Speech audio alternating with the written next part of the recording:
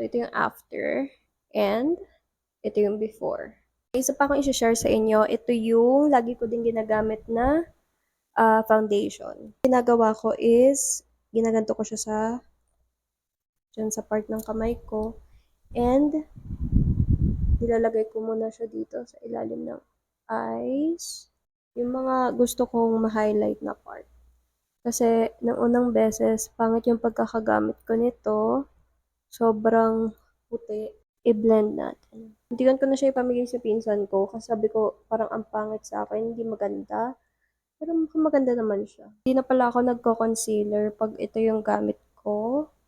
Kasi natatakpan na niya yung dark spots. Kung mapapansin niyo kanina grabe yung dark spots ko dyan, di ba? Yan. Tapos isi-spread na lang siya. Bale, mag-start kayo dun sa mga areas na gusto ninyong i-highlight.